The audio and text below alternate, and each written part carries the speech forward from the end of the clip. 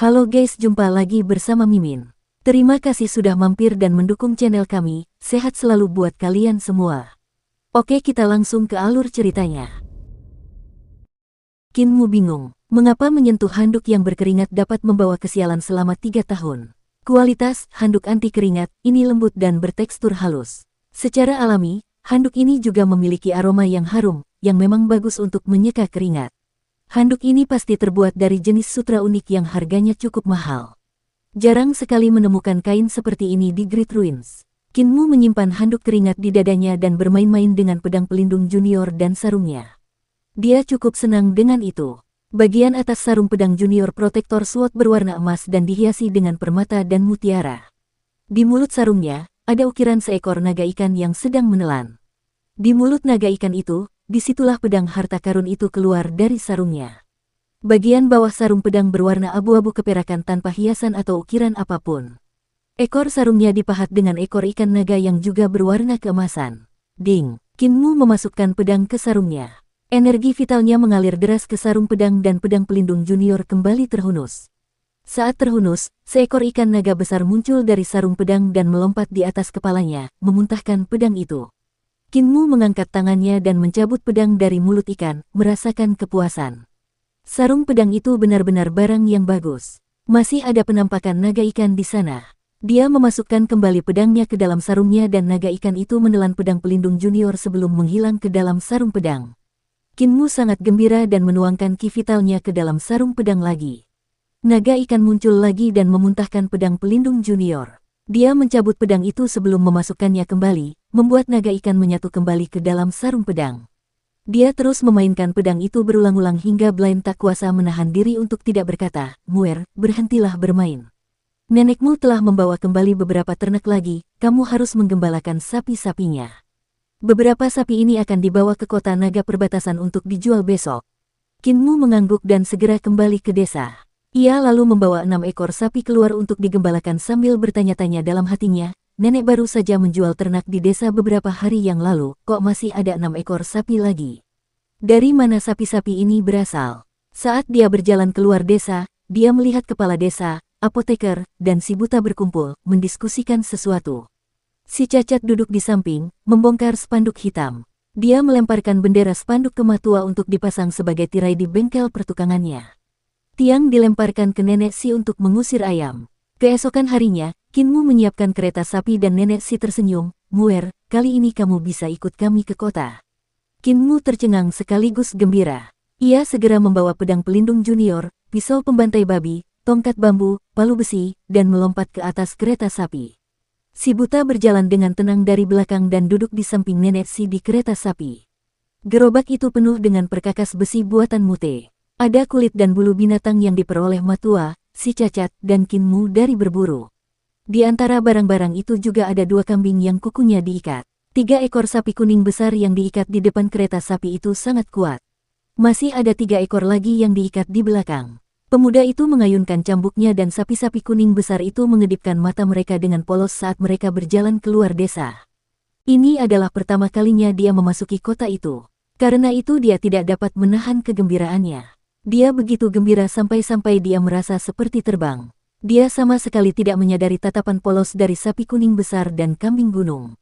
Kota naga perbatasan cukup jauh dari desa lansia cacat, sejauh 300 mil. Oleh karena itu, memasuki kota itu merupakan peristiwa besar. Namun, karena reruntuhan besar telah hancur, jalan-jalannya tidak mudah dilalui. Mereka harus terlebih dahulu menyeberangi jalur air sebelum menyeberang beberapa mil di darat untuk mencapai kota naga perbatasan. Qin Mu mengemudikan kereta ke tepi sungai dan melihat si cacat mengikat rakit bambu besar. Dia dengan hati-hati menggiring sapi-sapi ke rakit bambu dan si cacat melepaskan tali tambat. Rakit bambu itu hanyut bersama sungai dan kecepatannya bertambah cepat. Akan tetapi, bahkan dengan kecepatan ini, mereka akan memerlukan waktu 4 hingga 5 hari untuk mencapai desa naga perbatasan. Mengambang sejauh belasan mil ke hilir, Blaine menggunakan tongkat bambunya untuk mengetuk permukaan air dan rakit bambu itu pun langsung mengapung ke tepian. Qin Mu tidak mengerti alasannya dan mendongak untuk melihat ke arah pantai. Namun, dia menyadari bahwa itu adalah arah kuil nenek dan sudah ada banyak orang dari berbagai desa yang berkumpul di sana. Kebanyakan dari mereka mengendarai kereta kuda dan kereta sapi sambil menunggu di tepi sungai. Sungai yang bergelombang berbahaya karena arusnya yang deras. Ada banyak monster sungai dan ikan besar yang ganas di sungai. Karena alasan ini, semua penduduk desa dari berbagai desa biasanya memilih untuk menuju kota naga perbatasan pada hari yang sama. Semakin banyak orang di sana, semakin mudah bagi mereka untuk saling menjaga. Banyak rakit bambu yang ditambatkan di tepi sungai. Bahkan semakin banyak rakit bambu yang berlayar. Tak lama kemudian, totalnya ada ratusan rakit bambu yang berkumpul. Si buta mengambil beberapa kemenyan dan menyalakannya melawan angin sebelum menancapkannya di tepi sungai. Penduduk desa lainnya juga maju untuk menancapkan kemenyan mereka di tanah. Asap kemenyan memenuhi udara dan melayang di sungai bersama angin sepoi-sepoi. Tiba-tiba, seseorang meneriakkan sebuah nyanyian dengan keras dan jelas. Semakin banyak orang mulai bernyanyi dengan keras di tepi sungai. Itu adalah lagu sungai, sebuah lagu untuk memuja dewa-dewi sungai. Bersamamu aku mengembara menyusuri 9 sungai, pusaran angin muncul dan air menghadang kita dengan ombaknya. Kami naik kereta air yang beratap daun teratai, ditarik oleh 2 naga di kedua sisinya. Aku mendaki Kunlun dan melihat ke segala arah, hatiku berdebar-debar karena aku gelisah dan putus asa. Senja telah tiba, namun aku terlalu sedih untuk berpikir untuk kembali. Tentang pantai yang jauh, itulah pikiranku saat aku terjaga dan merindukannya. Intonasi kuno itu berputar di sekitar hidung dan tenggorokan banyak penduduk desa saat semua orang ikut bernyanyi. Dengan suara mereka yang merdu dan heroik, tontonan itu membuat Kinmu merasa sangat tersentuh. Tiba-tiba permukaan air di depan terbelah, dan binatang-binatang besar menampakkan kepala mereka dari dalam air. Banyak sekali binatang besar muncul dari dasar sungai. Mereka memiliki punggung berwarna hijau dan 4 jaring besar yang menyerupai sirip. Mereka juga memiliki kepala yang mirip dengan ikan tetapi memiliki hidung yang panjang seperti tombak. Saat kepala binatang besar di dalam air itu terangkat, mereka mulai tampak seperti bukit-bukit kecil. Hidung mereka mendekati pantai dan mereka menarik napas dalam-dalam di depan kemenyan. Semua kemenyan di pantai terbakar dengan cepat saat asap memasuki lubang hidung binatang besar ini. Hewan-hewan besar ini memejamkan mata mereka dan mengepulkan asap tebal setelah beberapa saat, seolah-olah mereka sangat menikmatinya. Penduduk desa di tepi pantai memanfaatkan kesempatan itu untuk mengendarai kereta sapi mereka ke punggung hijau binatang besar itu. Melihat situasi saat ini, Kinmu juga segera mengendarai kereta itu ke salah satu punggung binatang besar itu. Nenek Si mengambil sepotong besar daging yang telah disiapkannya sebelumnya dan melemparkannya ke dalam air. Binatang besar itu memakan sepotong daging itu dan menjerit keras sebelum mengepakkan keempat jaringnya dan membawa kereta sapi itu bersama 3 orang di atasnya ke hilir. Di belakang mereka, binatang-binatang besar punggung hijau itu mengeluarkan teriakan panjang yang naik turun mengikuti alunan lagu penduduk desa yang bernyanyi sambil menggendong penduduk desa ke depan. Ini adalah binatang aneh yang hanya ditemukan di Sungai Surging, mereka disebut pembawa sungai. Nenek Si melanjutkan, para pembawa sungai adalah dewa sungai yang tinggal di hati penduduk desa. Mereka menyukai bau kemenyan dan daging sapi. Yang paling mereka sukai adalah mendengarkan lagu-lagu yang memuji mereka. Orang-orang yang tinggal di tepi sungai dapat menarik mereka hanya dengan menyalakan beberapa kemenyan. Dengan menawarkan daging sapi kepada mereka, kita dapat membuat para pembawa sungai membawa kita ke sungai. Jika para pembawa sungai lapar dalam perjalanan ke sana, kita harus memberinya lebih banyak daging sapi atau mereka akan mogok dan melempar kita ke dalam air. Kinmu mendecak lidahnya karena heran. Kecepatan renang para pengangkut sungai sangat cepat. Selain itu, mereka berenang ke hilir sambil menahan ombak dengan angin yang bertiup di wajah mereka. Kecepatannya bahkan lebih cepat daripada kuda yang berlari kencang di darat. Kinmu melakukan beberapa perhitungan dan dengan kecepatan kapal pengangkut sungai, mereka dapat mencapai kota naga perbatasan sebelum malam tiba. Di Sungai Surging, teriakan para pembawa sungai yang besar berfluktuasi naik turun bersama gunung-gunung di kedua tepian. Matahari bersinar di wajah mereka dan permukaan sungai berkilauan dengan riak-riak emas. Kinmu menatap ke kejauhan dan tiba-tiba merasakan tubuh dan pikirannya menjadi luas tak berujung, seolah-olah setiap sungai emas, gunung hijau, langit biru, dan jurang semuanya tersembunyi di dalam dadanya. Ini adalah tanah ajaib dengan orang-orang ajaib dan binatang buas sungai. Meskipun tanahnya tandus dan sungainya liar, di luar reruntuhan besar terdapat banyak orang jahat dan cerewet, bagi Kinmu, ini adalah tanah kelahirannya. Di malam hari, saat matahari terbenam di sebelah barat, Kinmu melihat berbagai dermaga kecil di sisi sungai. Para pengangkut sungai secara bertahap memperlambat kecepatan mereka dan berenang ke dermaga. Nenek Si bangkit dan tersenyum, kita hampir sampai di kota naga perbatasan. Muer, kendarai kereta ke bawah dan mari kita cepat-cepat masuk ke kota. Kinmu menghentikan rakit bambu dan mengemudikan kereta ke pantai. Ketika menoleh ke belakang, ia melihat para pengangkut sungai lainnya telah mencapai pantai dan penduduk desa lainnya juga dengan cepat mengemudikan kereta kuda dan kereta sapi mereka, menuju ke arah yang sama. Kereta sapi melaju sejauh 1 mil ke depan dan mendaki lereng bukit kecil. Ada lereng di depan sehingga Kinmu melompat dari kereta sapi sambil berencana untuk menuntun sapi kuning besar itu dengan mantap agar kereta tidak tergelincir dari lereng. Namun, hatinya tiba-tiba tersentak saat dia menatap kosong ke pemandangan di depannya. Di bawah lereng bukit ini, ada jalan besar yang mengarah ke kota yang sederhana namun megah. Keempat sudut tembok kota memiliki pilar-pilar batu setebal 100 meter dan panjang 500 meter. Setiap pilar batu memiliki naga emas suci yang melingkarinya yang dipahat dan ditatah dengan daun-daun emas. Oleh karena itu, pilar-pilar itu memiliki kilauan emas yang cemerlang. Menara gerbang kota ini juga dibangun dalam bentuk kepala naga. Gerbang kota itu adalah mulut naga, sedangkan sudut-sudut menara gerbang kota itu seperti dua tanduk naga, membuatnya jahat sekaligus mendominasi. Kota Naga Perbatasan, salah satu wilayah langka yang berkembang pesat di Great Ruins. Reruntuhan besar kekurangan sumber daya. Semua bumbu adalah komoditas berharga yang harus dibeli dari dunia luar dan tidak seorang pun bisa pergi ke dunia luar. Hanya tanah yang makmur seperti kota Naga Perbatasan yang akan didatangi pedagang dari dunia luar untuk membawa barang dagangan mereka untuk diperdagangkan. Pada saat yang sama, mereka akan membawa barang-barang berharga dari reruntuhan besar dan menjualnya ke dunia luar. Pilar naga suci di sini jauh lebih besar daripada patung batu di desa kami. Dengan rasa kagum yang tulus, Kinmu berseru, jika kita bisa mencurinya dan meletakkannya di pintu masuk desa kita, itu pasti akan sangat mengesankan. Nenek Si memutar matanya ke arahnya, jika kita bisa mencurinya, nenek pasti sudah melakukannya sejak lama. Kecuali kamu bisa membuat semua orang tua di desa bertindak, mustahil untuk mencurinya. Bergerak cepat, langit hampir gelap, kita harus segera memasuki kota. Roda kereta bergerak saat Kinmu mengemudikan kereta sapi itu memasuki kota.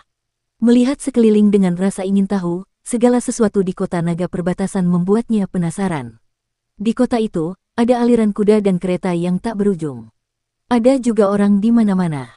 Ini adalah pertama kalinya dia melihat begitu banyak orang sejak dia lahir. Terlebih lagi, ada pula banyak gadis berpakaian rapi yang berdiri di atas gedung-gedung, melambaikan tangan mereka dengan antusias kepadanya, memanggilnya untuk naik dan bermain bersama mereka. Orang-orang di kota ini sangat ramah. Kinmu sangat gembira saat dia melambaikan tangan ke arah gadis-gadis itu dan berteriak, setelah aku selesai menjual barang-barangku, aku akan kembali bermain dengan kakak-kakakku. Si buta tidak tahu apakah harus tertawa atau menangis. Muer, gadis-gadis di atas sana adalah gadis-gadis yang salah langkah. Mereka tidak benar-benar ingin mempermainkanmu. Jika kau naik, kulitmu akan dilucuti dan sumsum tulangmu akan disedot. Kinmu terlonjak kaget, salah langkah.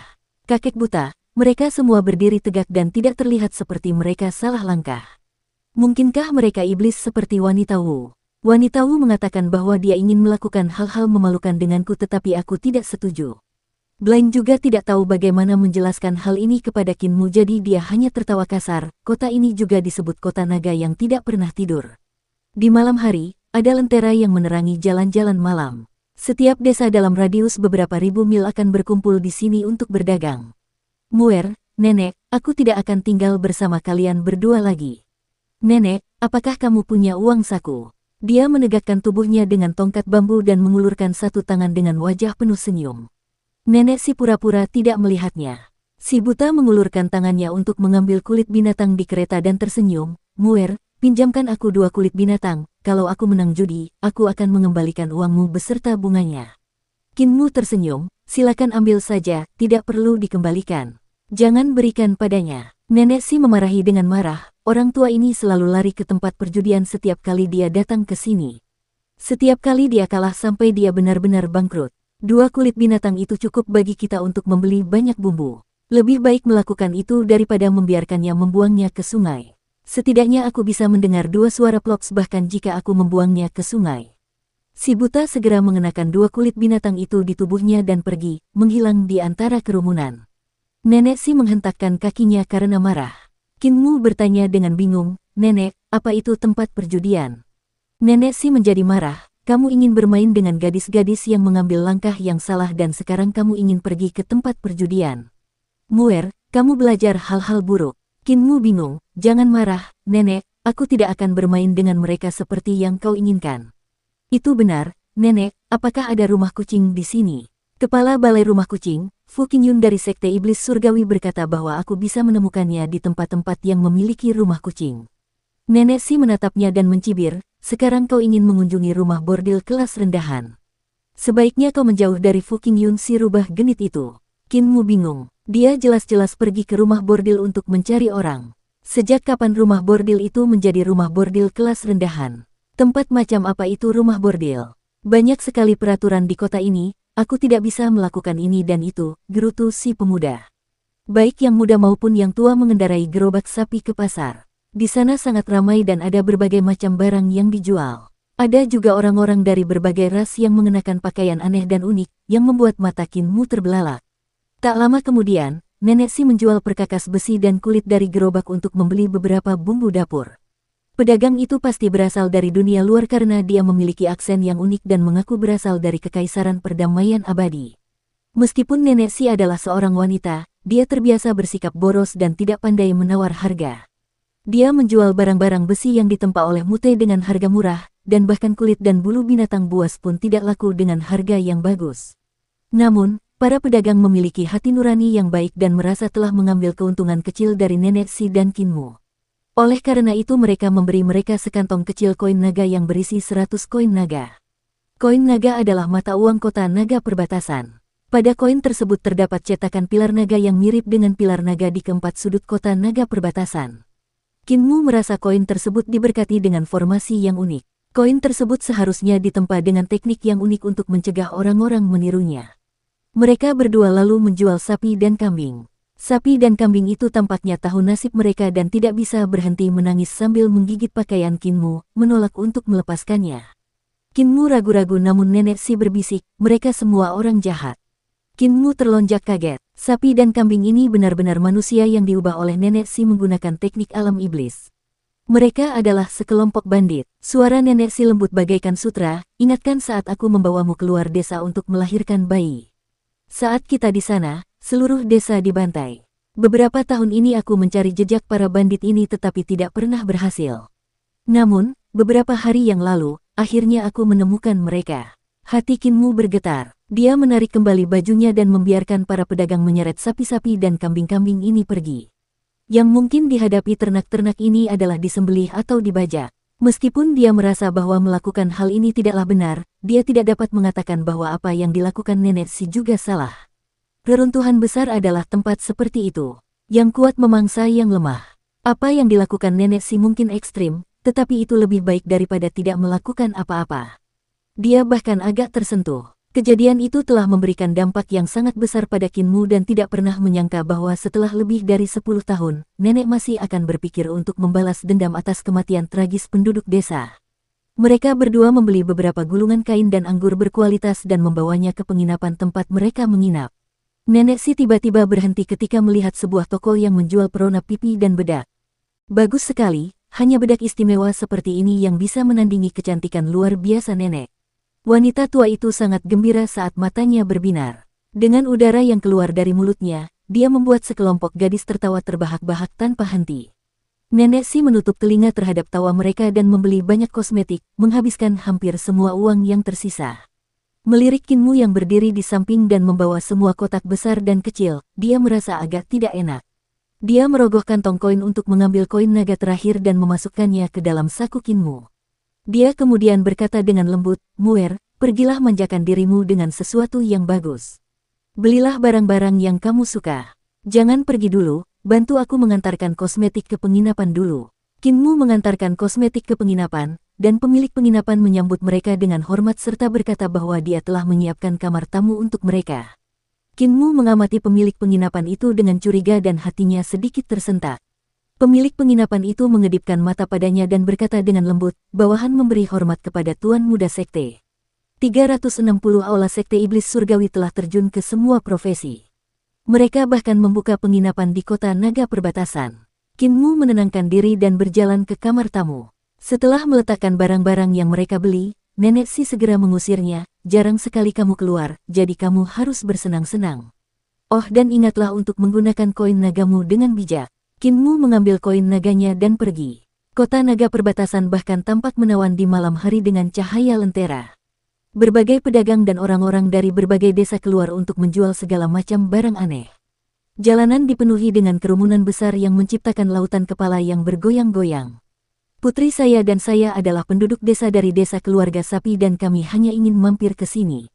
Kami tidak menginginkan gelar atau uang, hanya saja putri saya sudah mencapai usia menikah dan belum punya calon suami, jadi saya ingin mencari menantu laki-laki melalui kompetisi bela diri. Saya mencari pria yang baik dengan keterampilan bela diri yang luar biasa. Kinmu mendengar suara ini dan menghentikan langkahnya. Melihat ke arah arena, dia tidak tahu apakah harus tertawa atau menangis. Begitu banyak orang di sana sehingga tampak berbahaya melewati kerumunan yang tidak dapat ditembus. Ayah dan anak perempuan dari desa keluarga sapi datang ke sini untuk mencari menantu laki-laki dengan mengikuti kompetisi bela diri lagi. Terakhir kali mereka mencari menantu laki-laki adalah 3 tahun lalu di kuil nenek. Mungkinkah mereka masih belum menemukan siapapun bahkan setelah 3 tahun? Apa yang bisa saya beli dengan 1 koin naga? Kinmu baru saja memikirkannya ketika dia mendengar seseorang berteriak, menjual harta tak ternilai harganya hanya dengan 3 koin tembaga. Dia menoleh ke arah sumber suara dan melihat banyak orang di gang itu mengeluarkan barang-barang yang tampak aneh. Semuanya adalah pecahan batu bata dan genteng. Mungkinkah pecahan batu bata dan genteng itu semua adalah harta karun yang tak ternilai? Mengapa harta karun yang tak ternilai itu dijual dengan harga murah? Kinmu tercengang dan diam-diam membuka mata langitnya untuk melihatnya. Dia tidak bisa menahan diri untuk tidak menggelengkan kepalanya karena kecewa. Barang-barang ini sebenarnya hanyalah pecahan batu bata dan ubin. Sebagian besar dari mereka dipungut dari reruntuhan-reruntuhan besar. Mereka bahkan tidak memiliki sedikit pun energi roh dan jauh lebih rendah dibandingkan dengan harta karun seperti senjata roh. Bahkan jika Anda memberikannya kepada orang-orang sebagai hadiah, mereka mungkin tidak menginginkannya, apalagi menjualnya seharga 3 koin tembaga. Meskipun demikian, masih banyak orang yang tampak seperti praktisi berdiri di depan kios dan memilih barang-barang, berharap bahwa mereka benar-benar dapat menemukan harta karun di antara barang-barang itu. Kinmu melihat dari satu kios ke kios lain dan hatinya sedikit tergerak. Dia menemukan beberapa barang bagus. Di beberapa kios, ada pecahan senjata yang menarik perhatiannya. Pecahan senjata itu memancarkan cahaya redup, itu pasti pecahan senjata roh yang berharga. Dia maju untuk bertanya tetapi akhirnya terdiam. Sepotong senjata roh yang hancur sebenarnya berharga puluhan koin naga. Ini penipuan kan? Kinmu terus melihat sekeliling dan melihat sebuah kios yang telah meletakkan puluhan tempayan di atas kulit kambing.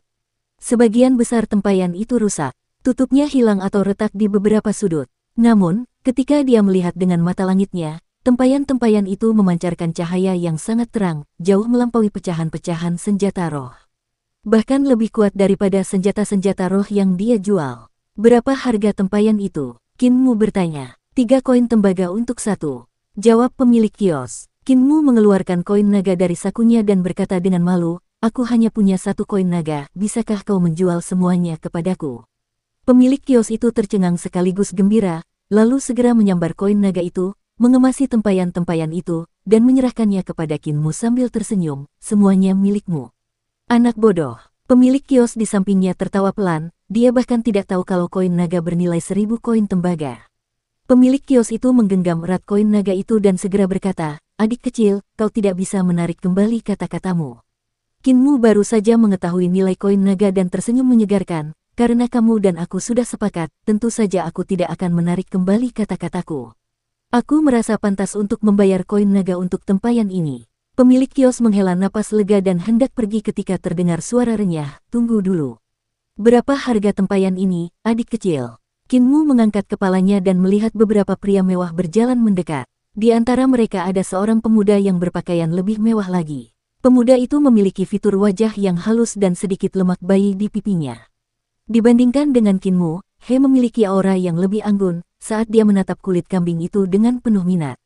Praktisi seni ilahi. Teriak seorang pemilik kios. Kinmu juga berteriak, kau adalah tuan muda ketujuh yang gemuk dan tambun dari kapal kekaisaran perdamaian abadi. Tuan muda ketujuh yang gemuk dan gendut. Pemuda itu tertegun sejenak dan segera mengenali Kinmu. Sedikit malu, dia menggertakkan giginya, siapa tuan muda ketujuh yang gemuk dan gendut itu? Kinmu tidak tertarik pada tuan muda ketujuh yang gemuk dan gendut itu dan melihat beberapa orang di belakangnya. Orang-orang ini luar biasa dan memiliki ki vital yang mengalir keluar dari tubuh mereka. Salah satu dari mereka memiliki naga hijau yang melingkari tubuhnya. Kepala naga itu lebih tinggi dari kepalanya dan sedang melihat sekelilingnya dengan waspada dengan matanya yang cerah. Orang ini jelas merupakan tubuh roh naga hijau yang telah membangkitkan harta karun ilahi 6 arahnya. Dia adalah seorang praktisi seni ilahi yang memiliki ki vital yang menunjukkan bentuknya setiap saat. Meskipun Kinmu memiliki ki vital yang padat dan juga dapat membuat ki vitalnya menunjukkan wujudnya, ia hanya dapat melakukannya selama pertempuran. Hanya ketika ki vitalnya sangat kuat dan bercampur dengan darah dan ki, ia dapat membiarkan orang lain melihat ki vitalnya. Namun, berbeda halnya bagi para praktisi seni ilahi. Para praktisi seni ilahi dapat membuat ki vital mereka menunjukkan bentuknya kapanpun mereka mau. Seni ilahi dapat disembunyikan di dalam ki vital mereka dan seni ilahi ini dapat dilepaskan begitu saja saat mereka menghadapi serangan musuh untuk melawan musuh yang datang. Kinmu pernah mendengar nenek Si mengatakan bahwa alam embrio roh hanya dianggap sebagai praktisi seni bela diri. Hanya ketika seseorang berkultivasi ke alam 5 elemen, mereka dapat dianggap sebagai Grandmaster dan ahli dalam perubahan 5 elemen, teknik pertempuran yang berkembang, mantra, dan gerakan lainnya menjadi seni ilahi. Dan setelah tembok harta karun ilahi 6 penjuru hancur, seseorang akan menjadi praktisi seni ilahi dan mampu menggunakan seni ilahi. Meskipun kota naga perbatasan tidaklah kecil dan memiliki banyak praktisi seni dewa, mampu membuat praktisi seni dewa mengikuti di belakang sudah cukup mengesankan. Tentu saja saya menjual tempayan ini. Kinmu memikirkannya sejenak dan menyebutkan harganya, 100 koin naga untuk satu. Awalnya dia mengira bahwa dia telah meminta terlalu banyak, tetapi dia tidak menyangka tuan muda ketujuh yang gemuk dan gendut itu akan tersenyum hangat dan mengangguk. Itu murahan, kesepakatan. Total ada 36 tempayan di kulit kambingmu, jadi totalnya 3.600 koin naga. Pejabat tinggi Ding, selesaikan pembayaran dengannya. Seseorang di belakangnya membungkuk dan menjawab, dimengerti. Dia kemudian maju dan menutup akun dengan Kinmu. Para pemilik kios dan pengunjung di gang tercengang dan napas mereka terengah-engah. Pria yang sebelumnya menjual tempayan kepada Kinmu matanya berkedut hebat dan hampir pingsan. Dia menatap tempayan itu dengan saksama tetapi dia tidak berani merebutnya. Meskipun koin naga tidak berukuran besar, 3.600 di antaranya masih merupakan jumlah yang cukup besar dan beratnya lebih dari 10 pon. Kinmu menyampirkan kantong koin ke gagang pisau pembantai babi dan berseru dalam hati, tuan muda ketujuh yang gemuk dan gendut itu sungguh murah hati. Mata tuan muda ketujuh berbinar ketika tatapannya tertuju pada pisau pembantai babi di punggung Kinmu. Jika kau bersedia menjual pisaumu kepadaku, aku bisa memberimu harga yang lebih baik lagi. Kinmu menggelengkan kepalanya, pisauku jauh lebih bagus daripada tempayan itu jadi aku tidak akan menjualnya. Benar, bahan yang digunakan untuk pisaumu sudah lebih baik dari bahan yang digunakan untuk tempayan. Tuan muda ketujuh memberikan tempayan-tempayan itu kepada seorang pengikut di sampingnya dan tersenyum. Tempayan-tempayan ini diciptakan oleh seorang praktisi seni dewa dari alam 6 arah. Total ada 36 senjata roh, oleh karena itu, dinamakan 36 tempayan bintang surgawi, yang mampu membentuk formasi pembersihan iblis biduk besar.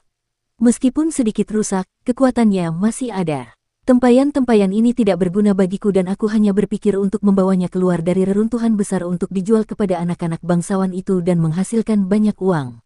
Aku telah melihat 36 tempayan bintang surgawi, oleh karena itu, aku mengenalinya. Penglihatanmu tampaknya lebih baik daripada yang lain, mungkinkah kamu juga pernah melihatnya sebelumnya? Di belakangnya, seorang pengikut terbatuk, tuan muda ketujuh, Anda seorang bangsawan yang menyamar, oleh karena itu, tidak aman di sini. Tuan muda ketujuh merasa kesal, bukankah kalian semua terlalu mengontrol? Tidak ada lagi kesenangan bagiku untuk keluar bermain. Setelah selesai menggerutu, dia menggelengkan kepalanya dan pergi. Kinmu tahu bahwa dia ada di sisi Qin Fei Yue. Qin Fei Yue juga sangat menghormatinya, oleh karena itu statusnya tidak biasa. Wajar saja jika para pengikut ini tidak ingin dia berada dalam bahaya. Tepat saat dia hendak pergi, pemilik kios yang menjual tempayan itu tiba-tiba mencengkeram ujung bajunya dan berteriak, jangan pergi. Tempayanku bernilai lebih dari 3.000 koin naga, tetapi kau ingin membelinya hanya dengan 1 koin.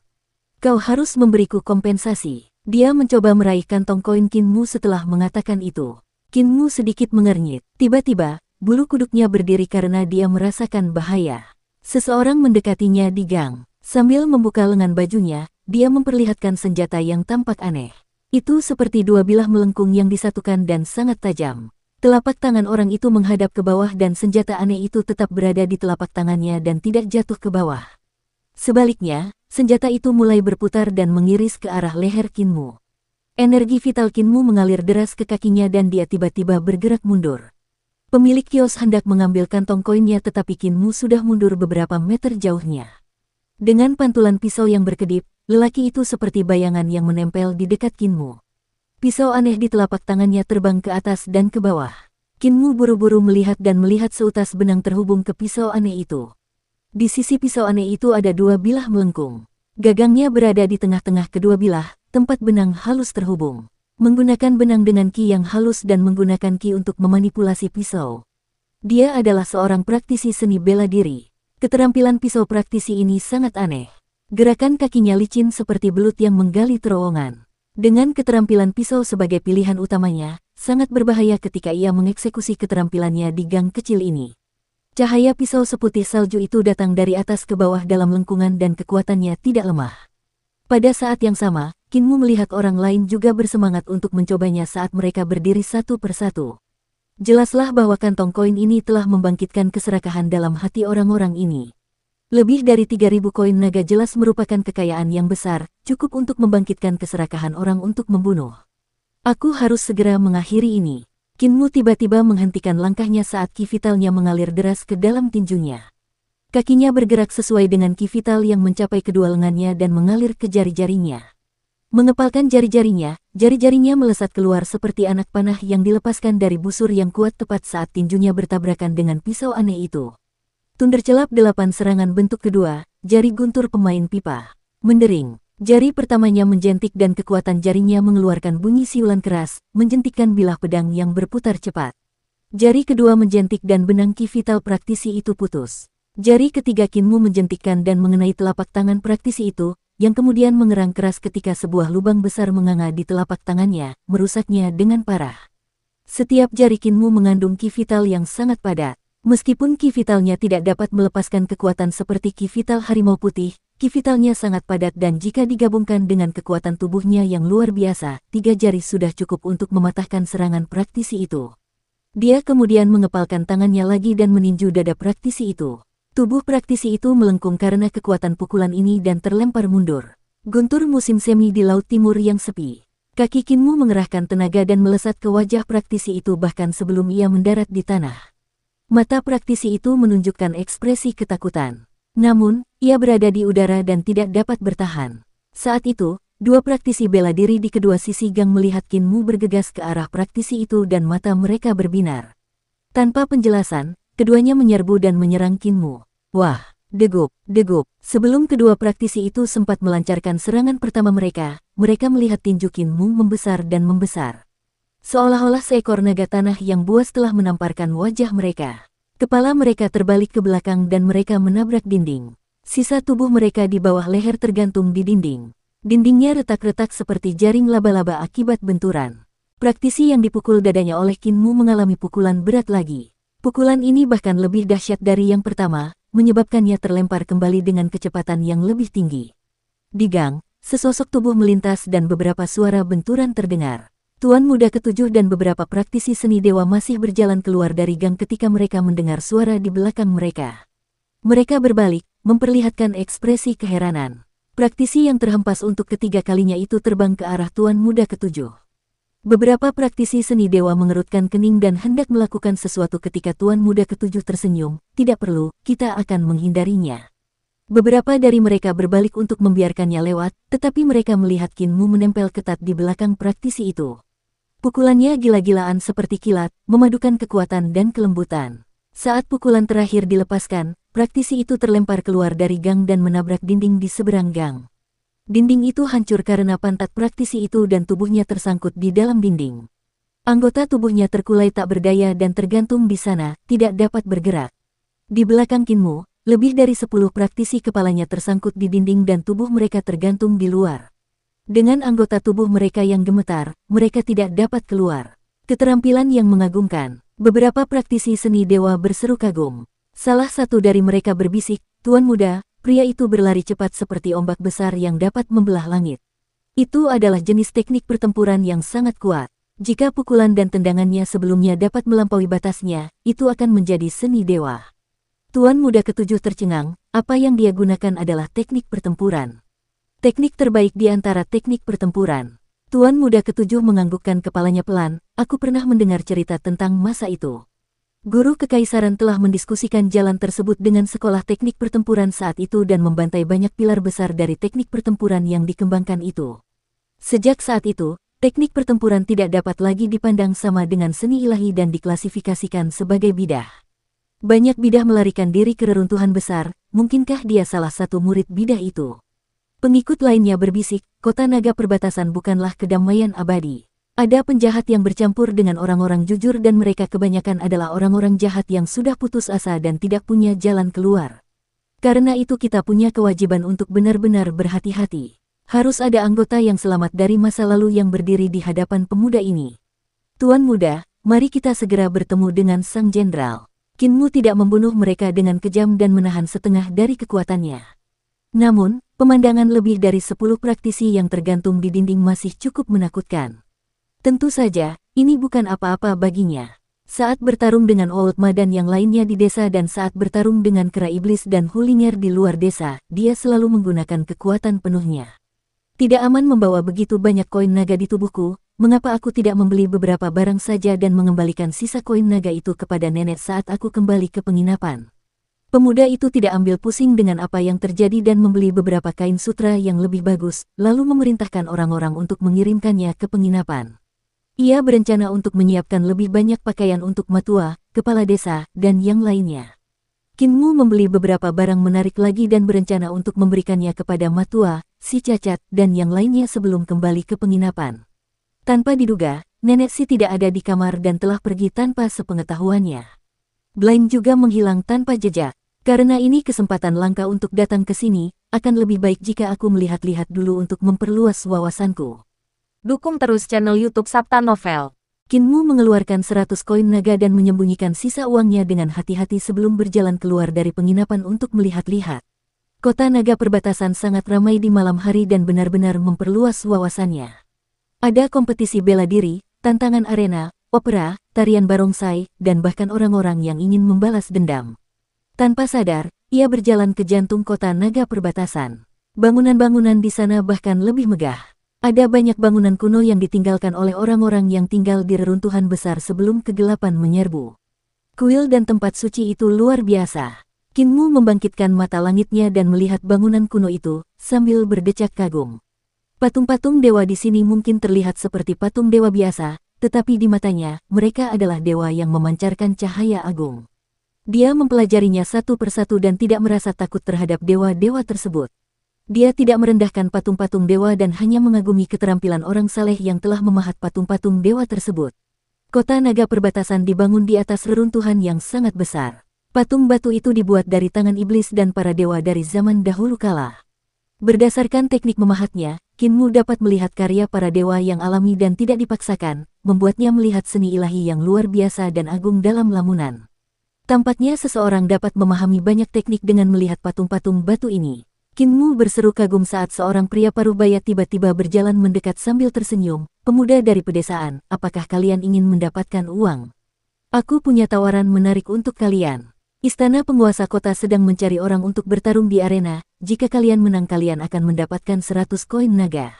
Kinmu menggelengkan kepalanya. Pria parubaya itu pun pergi mencari orang lain dan mendapati seorang pemuda yang masuk ke dalam istana tuan kota dengan penuh semangat. Pertarungan di arena di istana penguasa kota. Apa yang direncanakan penguasa kota naga perbatasan? Kinmu bingung. Pada saat ini, sebuah suara tertawa keras. Sejak guru sekte iblis surgawi, Li Tianxing meninggal, nyonya sekte selalu sulit ditemukan dan menghilang tanpa jejak. Aku tidak pernah menyangka bahwa nyonya akan benar-benar mengunjungi kota naga perbatasanku. Karena nyonya datang dari jauh, kehadiranmu membawa cahaya ke tempat tinggalku yang sederhana. Suaranya sangat keras, membuktikan bahwa kultivasinya sangat padat. Gendang telinga Kinmu berdenging karena getaran itu, bahkan banyak pejalan kaki yang pingsan karena getaran itu. Kinmu tercengang, nyonya sekte. Mungkinkah itu nenek? Tuan kota terlalu rendah hati. Sebuah suara yang sangat menyenangkan terdengar dan sangat memikat. Ketika Kinmu mendengar suara ini, dia merasakan tenggorokannya menjadi kering, seolah-olah setan yang tak terhitung jumlahnya di dalam hatinya telah melompat keluar dan mulai menari-nari. Banyak orang di jalan tiba-tiba mulai menari-nari seperti orang mabuk. Mereka tertawa terbahak-bahak dan memasang ekspresi gila di wajah mereka yang bengkok. Baru setelah beberapa saat orang-orang itu tersadar dan saling memandang, tidak tahu apa yang baru saja terjadi. Hujan bunga surgawi jatuh dari langit, sangat indah. Di antara kelopak yang beraneka ragam, seorang wanita cantik turun dari langit sambil menginjak bunga-bunga itu. Kelopak bunga itu jatuh dan layu, mengeluarkan suara gemerincing saat salah satunya jatuh di depan Kinmu. Dia mengulurkan tangannya tetapi kelopak bunga itu meleleh seperti kepingan salju. Berubah dari Ki vital, Kinmu tertegun sejenak saat melihat penampilan wanita cantik itu. Jantungnya tiba-tiba berdebar kencang. Belajar melukis dan kaligrafi dari Tuli, ia tahu Tuli memiliki sapuan kuas yang tak tertandingi yang dapat melukis semua keindahan di dunia. Akan tetapi, bahkan dengan keterampilan kuas Tuli, ia takut Tuli akan kesulitan menggambar penampilan dan gaya khas wanita cantik itu. Melihatnya, Kinmu akhirnya mengerti apa artinya menjadi cantik tak tertandingi. Sebuah puisi kuno yang diajarkan Tuli kepadanya secara tidak sadar muncul di benaknya. Perbuatannya remang-remang bagaikan bulan yang diselimuti awan tipis dan gelisah bagaikan salju yang berputar-putar oleh angin yang bertiup kencang. Dia menemukan keseimbangan antara gemuk dan lemah, tinggi dan pendeknya proporsional. Bahunya dibentuk seolah-olah oleh ukiran dan pinggangnya sempit seolah-olah diikat oleh tali putih. Di sekitar tenggorokannya yang ramping dan leher yang melengkung, daging pucatnya terbuka untuk dilihat. Tidak ada salep beraroma yang melapisinya dan tidak ada lapisan bedak timah yang dioleskan. Dengan tatanan rambutnya yang menjulang tinggi dan alis panjang yang melengkung dengan lembut, bibir merahnya memancarkan cahayanya keluar, giginya yang putih berkilau di dalam, matanya yang cerah terampil dalam melirik dan lesung pipinya membulat di pangkal pipi. Bentuk tubuhnya yang langka sangat mempesona, sikapnya tenang, posenya sopan. Dengan hatinya yang lembut dan pikirannya yang luas, dia anggun dengan setiap kata yang dia ucapkan. Jubahnya aneh dengan penampilan yang jarang terlihat. Wajah dan sosoknya sesuai dengan lukisannya. Dibalut dengan gemerisik lembut pakaian sutra, ia menghiasi dirinya dengan anting-anting bunga dari jasper dan giok. Jepit rambut emas dan giok menghiasi kepalanya, dan untaian mutiara cerah membuat tubuhnya bersinar. Ia berjalan dengan sandal yang dibuat untuk pengembaraan jauh, dengan ujung-ujungnya yang berembun seperti kain kasa. Tampaknya hanya karangan puisi kuno ini yang mampu menggambarkan penampilan dan pembawaannya. Wanita ini terlalu cantik untuk menjadi ciptaan manusia biasa. Seseorang tidak akan pernah bisa melukis kecantikan seperti itu dengan kuas, apalagi menangkap gayanya yang luar biasa. Apakah dia benar-benar nenek Si? Mungkinkah nenek itu membunuh seorang wanita cantik dan memakai kulitnya? Kinmu menggigil tak terkendali saat dia memikirkan sesuatu yang buruk. Hei, yang menggembalakan sapi. Tiba-tiba, suara seorang gadis terdengar dari belakang. Kinmu berbalik untuk melihat tetapi dia tidak melihat siapapun. Sambil mengangkat kepalanya, dia melihat seorang gadis duduk di atap kuil. Gaunnya menutupi seluruh mata kakinya, memperlihatkan kulit putih bersih yang sangat indah. Kakinya hampir menjuntai di kepala Kinmu, jari-jari kakinya melengkung ke atas dan ke bawah saat dia mengayunkan kakinya. Mata gadis itu melengkung seperti bulan sabit saat dia berkata, "Yang menggembalakan sapi, kemarilah. Kamu bisa melihat lebih jauh dan lebih jelas di sini." Kinmu melompat ke atap kuil dan duduk di sampingnya. Dia merasakan aroma yang familiar di tubuh gadis itu dan merasa bingung. Dua helai rambut indah disisir rapi dan diletakkan di pipinya, membentuk wajahnya seperti biji bunga matahari. Matanya yang cerah dan giginya yang putih membentuk bulan sabit setiap kali dia tersenyum. Dia lalu terkekeh, "Apakah aku gemuk?" Kinmu menganggukkan kepalanya dan menjawab dengan jujur, "Rambut yang disisir ke samping wajahmu dimaksudkan untuk membuat wajahmu tampak lebih tirus. Namun, jika kamu membelah rambut, kamu akan tetap tampak gemuk." Gadis itu menendangnya dengan kakinya dengan kesal. Sepatunya telah dilepas dan diletakkan di sampingnya. Dengan kaki telanjang, dia menggerutu dengan marah, "Wajahku yang tembam itu bawaan lahir, aku tidak bisa berbuat apa-apa." Keduanya menjuntaikan kaki di bawah atap kuil sementara Kinmu menggunakan tangannya untuk menopangnya. Kinmu bingung karena dia terus merasa bahwa gadis di sampingnya tampak familiar. Aroma yang dipancarkannya bahkan lebih familiar. Di depan mereka adalah City Lords Manor. Gerbang itu tiba-tiba terbuka lebar saat 100 orang berjalan keluar dengan megah. Suasana di antara mereka semua luar biasa kuat. Mereka masing-masing memiliki penampilan yang mengesankan dan mengagumkan yang tidak biasa. Di sana ada semua praktisi seni dewa yang luar biasa dari Border Dragon City dengan prestise yang tinggi. Pria yang memimpin mereka tinggi dan tegap. Matanya seperti harimau dan pinggangnya seperti beruang. Gerakannya seperti naga dan langkah kakinya seperti harimau. Dia memiliki keagungan yang membuat jantung berdebar-debar dan kumisnya mengembang ke samping. Dia mungkin tidak tampan tetapi dia sangat jantan. Bayangan Dewa Iblis muncul di belakangnya. Itu adalah dewa berlengan 8 yang memegang 8 jenis senjata. Itu pasti penampakan Ki Vital dengan pembawaan yang luar biasa. Sejak Nyonya Sekte mencuri Kitab Suci Iblis Surgawi Pendidikan Agung dari Sekte Iblis Surgawi dan lolos dari kejaran para tetua suci dan patriark suci Sekte Iblis Surgawi, kau telah memasuki reruntuhan besar dan menghilang tanpa jejak. Penguasa kota naga perbatasan tertawa terbahak-bahak, saya mengkhawatirkan keselamatan Nona siang dan malam dan tidak pernah menyangka bahwa Nona masih aman dan sehat. Ini benar-benar membuat saya lega. Saya kira Nona pasti telah mempelajari Kitab Suci Iblis Surgawi Pendidikan Agung secara menyeluruh setelah mengasingkan diri selama 40 tahun. Sekarang setelah Anda keluar dari pengasingan, Anda seharusnya tidak takut pada para tetua kultus Iblis Surgawi atau patriark mereka, benar kan? Nyonya Sekte Iblis Surgawi berbincang-bincang dengan ceria dengan penguasa kota naga perbatasan seakan-akan mereka adalah teman lama. Penguasa kota naga perbatasan tidak berani mendekatinya dan mengundang, Nyonya, kebetulan rumah sederhanaku sedang mengadakan perjamuan untuk menjamu tamu terhormatku. Aku mendengar kedatangan Nona dan kami merasa terhormat dengan kehadiranmu. Aku juga tidak bisa membiarkan tamu terhormatku menunggu terlalu lama, jadi mengapa Nona tidak datang ke rumah sederhanaku dan kita semua bisa mengobrol. Wanita cantik itu tertawa pelan, tidak apa-apa. Aku juga tertarik untuk melihat siapa saja tamu terhormat Tuan Kota, maaf mengganggu. Nyonya pasti bercanda, silakan masuk. Itulah teknik Dewa Surgawi 8 kali lipat milik penguasa kota naga perbatasan. Gadis itu berbisik di samping Kinmu, dikatakan bahwa penguasa kota naga perbatasan, Fu Yundi telah berkultivasi ke alam hidup dan mati. Dia berhasil menghancurkan dinding harta karun ilahi hidup dan mati dan merupakan salah satu ahli langka dari reruntuhan besar. Kinmu menatap penguasa kota naga perbatasan, Fu Yundi. Teknik Dewa Surgawi 8 kali lipat milik Fu Yundi memang luar biasa.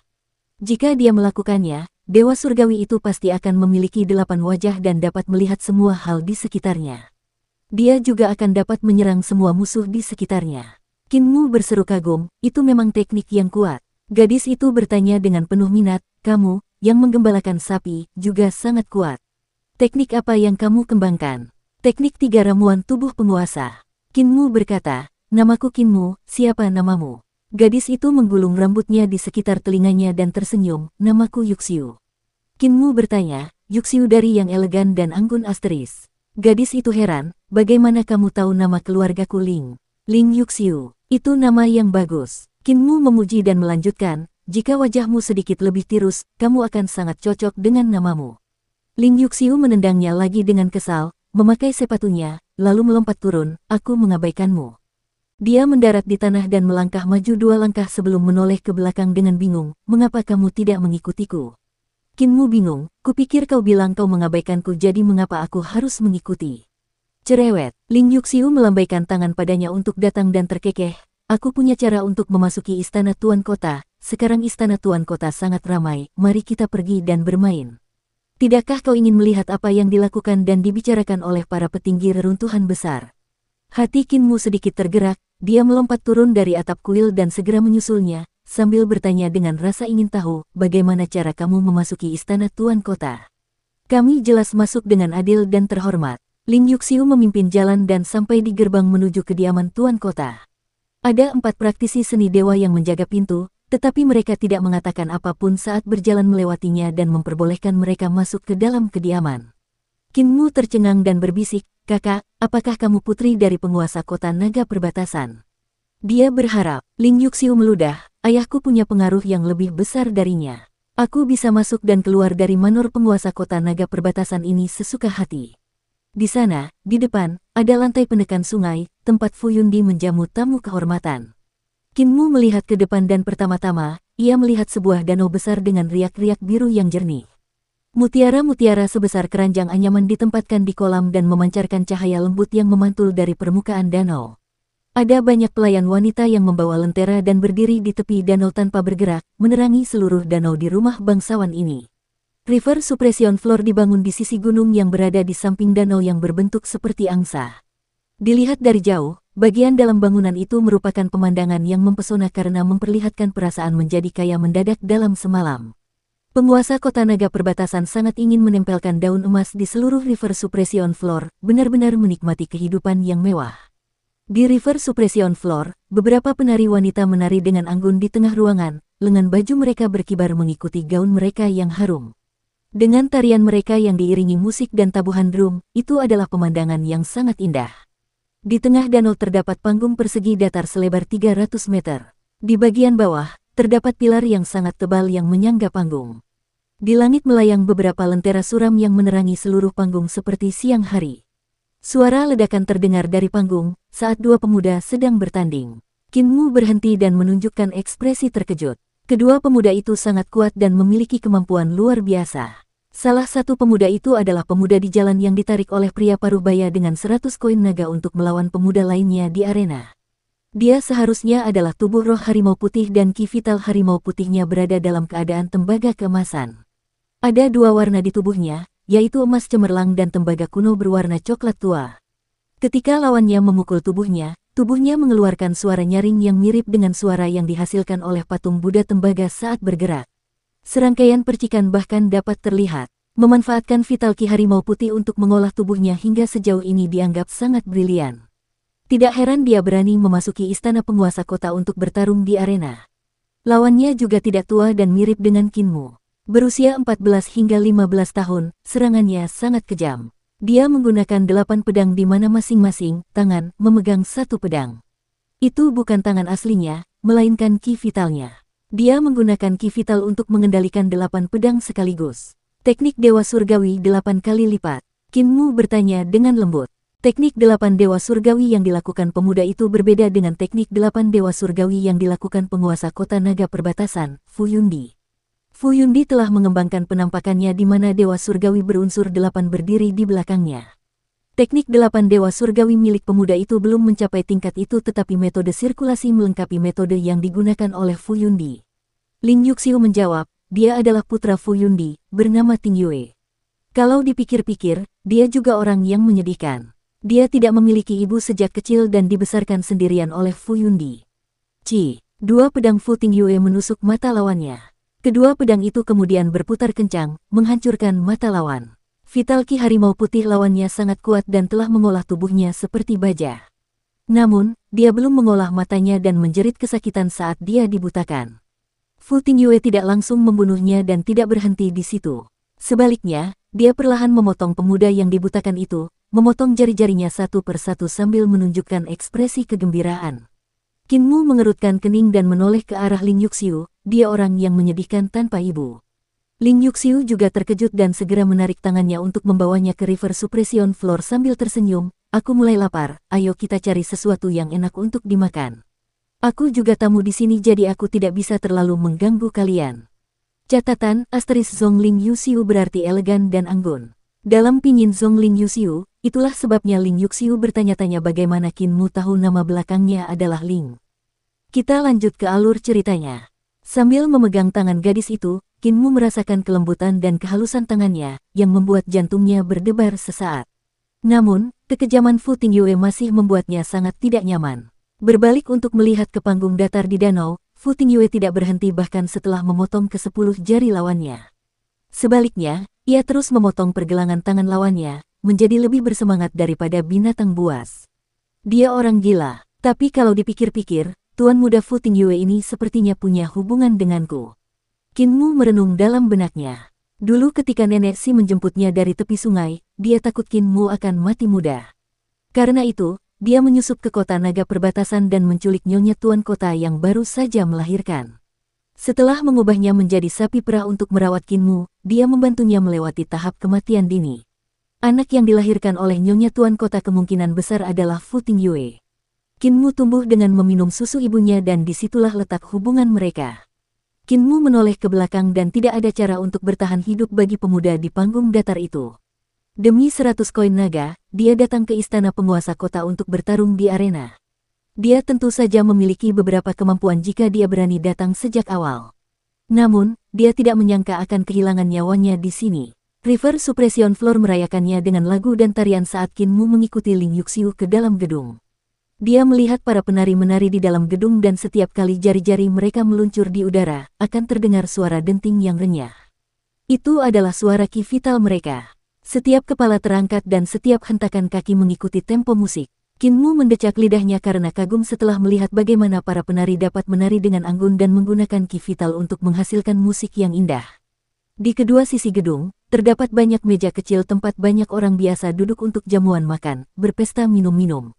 Sebagian menikmati lagu dan tarian sementara yang lain menonton panggung datar di tepi danau menikmati pertarungan.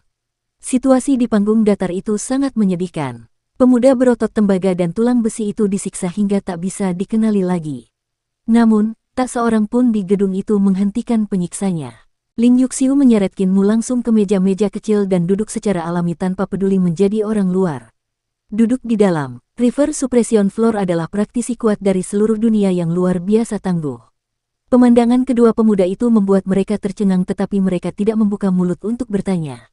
Dalam benak mereka, pasangan giok ini seharusnya menjadi murid dari beberapa ahli, yang mengambil kesempatan untuk datang ke River Suppression Floor guna ikut bersenang-senang dan memperluas wawasan mereka.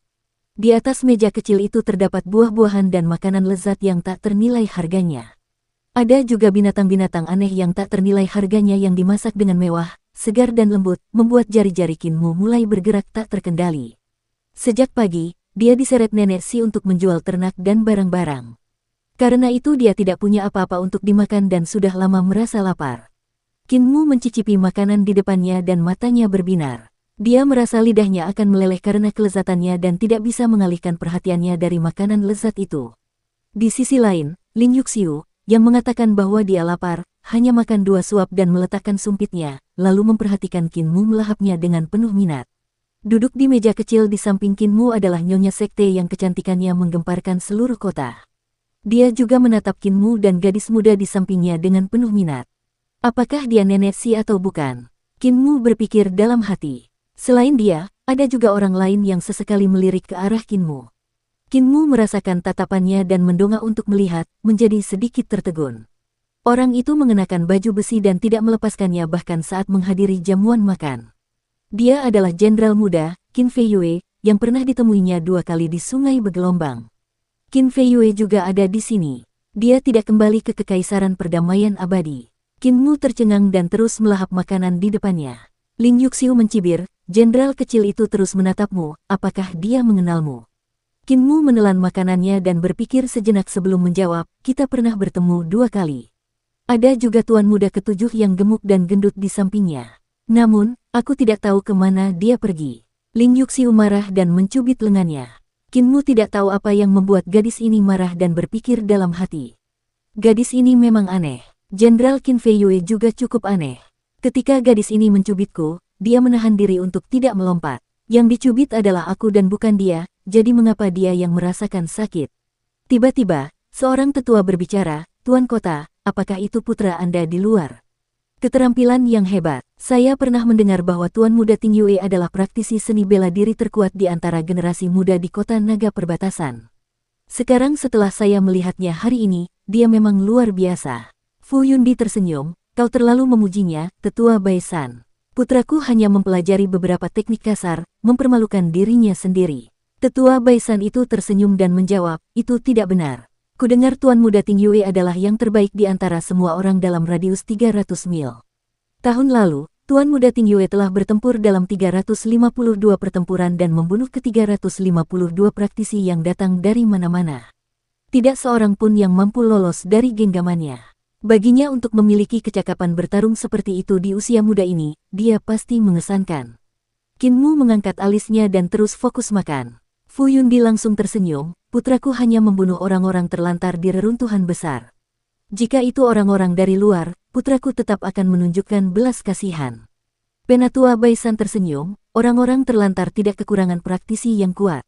Keterampilan Tuan Muda Ting Yue memang mengesankan. Dia berseru kagum setelah selesai berbicara. Fu Yundi terkekeh, putraku adalah orang yang jujur dan tidak pernah memaksa orang lain untuk bersaing dengannya. Dia hanya mengundang orang-orang terlantar dari reruntuhan besar untuk maju dan bertarung di arena dengan menjanjikan uang kepada mereka. Dia tidak dapat menahan kenyataan bahwa manusia mati demi kekayaan, sama seperti burung mati demi makanan. Orang-orang terlantar itu terus-menerus datang untuk menantang putraku, tetapi semuanya berakhir dengan kematian. 100 koin naga milik putraku ini belum dihabiskan. Berbicara tentang ini, putraku benar-benar tahu bagaimana menjalani hidupnya. Setelah selesai, dia tertawa terbahak-bahak. Semua orang juga mulai tertawa bersamanya. Pada saat ini, seorang tetua berwajah hitam tiba-tiba berhenti tersenyum dan berbicara mengatasi tawa semua orang dengan suaranya yang menggelegar. Nyonya Sekte, setelah mempelajari kitab suci iblis surgawi pendidikan agung selama bertahun-tahun, saya yakin Anda akan membuka mata kita hari ini, bukan? Tetua berwajah hitam kurus di depan Qin Mu tampak lesu. Matanya tak bernyawa dan dia duduk di sana seperti arang yang terbakar. Namun, suaranya sangat keras. Begitu dia selesai, tatapan semua orang di gedung itu terfokus pada Cult Mistress yang penuh dengan pesona. Qin Mu segera meletakkan sumpit gadingnya dan menutup mulutnya. Namun, dia tidak bisa menahan diri untuk mengunyah makanan di mulutnya secara diam-diam.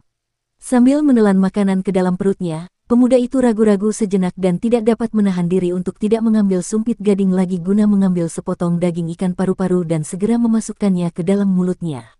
Tetua yang bagaikan arang hitam itu meledak dalam kemarahan dan menatap Qin Mu dengan marah, berhenti makan. Nyonya Sekte di samping Qin Mu tertawa terbahak-bahak, jadi itu Yang Mulia Hei. Mengapa harus marah, Yang Mulia Hei? Tuan kota mengundang kita untuk makan, jadi mengapa dia tidak bisa makan? Apakah saya benar, Tuan Kota? Fu Yundi terbatuk dan tersenyum. Pertemuan terhormat ini juga merupakan jamuan makan untuk membiarkan semua orang di sini mencicipi hidangan lezat di kota naga perbatasanku. Wajar saja jika para tamu makan sepuasnya. Nyonya Sekte tertawa pelan sambil mengambil buah berwarna merah terang dan memasukkannya ke dalam mulutnya. Kemudian, dia membersihkan tangannya yang ramping dan putih bersih dengan santai dan dengan penuh minat, dia melihat Qin Mu melahap makanannya. Ling Yuxiu juga sangat terkejut. Dia sama sekali tidak menyangka Qin Mu masih bisa makan setelah kejadian itu. Tidak lama kemudian, Qin Mu sudah setengah kenyang. Dia memikirkannya sebentar lalu mengeluarkan selembar kertas minyak dan ransum kering dari dalamnya. Dia kemudian mengambil beberapa makanan yang lembut dan lezat dan membungkusnya dengan hati-hati. Yang Mulia Hei yang bagaikan arang hitam tak kuasa menahan diri untuk menegur, "Bocah cilik, kau tak bisa menghabiskannya dan kau masih ingin mengambilnya." Qin Mu menjawab dengan malu, "Nenekku, kakek buta, dan aku baru saja memasuki kota hari ini. Kami hanya membawa bekal makanan kering dalam perjalanan ke sini dan belum makan apapun. Makanan di sini sangat lezat dan karena gigi nenekku dan kakek buta tidak bagus, aku ingin membawakannya untuk mereka." Begitu dia mengatakan itu, dia menatap Nyonya Sekte lagi dan merasa curiga, apakah dia nenek Si atau bukan. "Tunggu sebentar, bukankah bau pemerah pipi ini sama dengan yang aku beli bersama nenek Si?" Ekspresi lembut terpancar di mata Cult Mistress saat dia tampak tersentuh dan tersenyum, "Kamu anak yang berbakti, aku makin menyukaimu." Semua orang di gedung itu tampak seperti sedang menonton sesuatu yang lucu karena mereka merasa kasihan pada Qin Mu. Nyonya Sekte awalnya adalah iblis wanita yang terkenal dan paling terganggu oleh omong kosong seperti bakti kepada orang tua. Bocah kecil ini akan mati dengan menyedihkan. Yang Mulia Hei menunggu Qin Mu selesai mengemas makanan sebelum berkata dengan dingin, "Apakah kamu sudah kenyang?" Qin Mu menjawab dengan jujur, setengah penuh. Yang Mulia Hei mendengus marah. Dengusnya menyebar dan menggetarkan ratusan jendela di River Suppression Floor. Qin Mu terkesan dan berseru kagum, "Kultivasi senior sungguh hebat, saya tidak mampu melakukan itu." Urat-urat di dahi Yang Mulia Hei berkedut saat ia menahan amarahnya dan diam-diam menunggu Qin Mu selesai makan. Nyonya Sekte, yang juga tersenyum sepanjang acara ini, juga meletakkan sumpit gadingnya dan berhenti makan. Yang Mulia Hei mengembuskan napas suram yang telah ditahannya di paru-parunya dan berkata dengan dingin, "Sekarang semua orang sudah kenyang. Bisakah kita bicara tentang bisnis dengan baik?" Tatapan semua orang di gedung itu berubah seterang salju dan mendarat pada Cult Mistress. Satu senyuman dari Cult Mistress dapat memikat 100 makhluk, menyebabkan mata semua orang di gedung menjadi lebih cerah dari sebelumnya. "Yang Mulia Hei, bahkan jika aku memberikan kitab suci iblis surgawi pendidikan agung, apakah menurutmu kau dapat meninggalkan desa naga perbatasan hidup-hidup? Aku khawatir Tuan Kota akan menjadi orang pertama yang mengambil nyawamu. Selain itu, aku ragu yang lain akan membiarkanmu keluar dari reruntuhan besar hidup-hidup." Yang Mulia Hei berdiri dan ki vital di belakangnya menjadi sangat hitam, membentuk iblis surgawi berlengan 4 yang kejam di belakang kepalanya. Menggunakan ki vital pada tingkat yang begitu tinggi dan bahkan membentuk ki vital untuk menunjukkan dewa iblis. Metode semacam ini tidak lebih lemah dari teknik dewa surgawi 8 kali lipat milik Fu Yundi. Yang Mulia Hei mengalihkan pandangannya ke semua orang dan berkata dengan dingin, "Jika kitab suci sekte iblis surgawi jatuh ke tanganku, itu akan menjadi milikku." Siapapun yang berani menginginkannya, tidakkah kau takut akan dibunuh olehku? Semua orang di gedung itu tersenyum tetapi tetap diam. Nyonya Sekte mencibir, ada tamu terhormat dari Kekaisaran Perdamaian Abadi dan para ahli yang bersembunyi di reruntuhan besar, berapa banyak dari mereka yang bisa kau musnahkan? Jenderal muda ini pasti dari Kekaisaran Perdamaian Abadi, benar kan? Orang yang dia katakan memang Qin Fei Yue sambil tersenyum, sudah lama aku dengar kalau guru kerajaan adalah orang nomor satu di bawah para dewa, jadi murid-muridnya juga pasti bukan orang biasa. Qin Fei Yue membungkuk sedikit, jenderal kecil adalah Qin Fei Yue. Guruku memang adalah guru Kekaisaran Perdamaian Abadi. Namun, aku di sini bukan untuk Nyonya Sekte atau Kitab Suci Iblis Surgawi Pendidikan Agung. Nyonya Sekte mungkin adalah wanita tercantik di dunia dan Kitab Suci Iblis Surgawi Pendidikan Agung mungkin adalah jalan untuk menjadi dewa, tetapi guru kekaisaran tidak peduli tentang itu. Nada bicaranya mengandung kesombongan alami.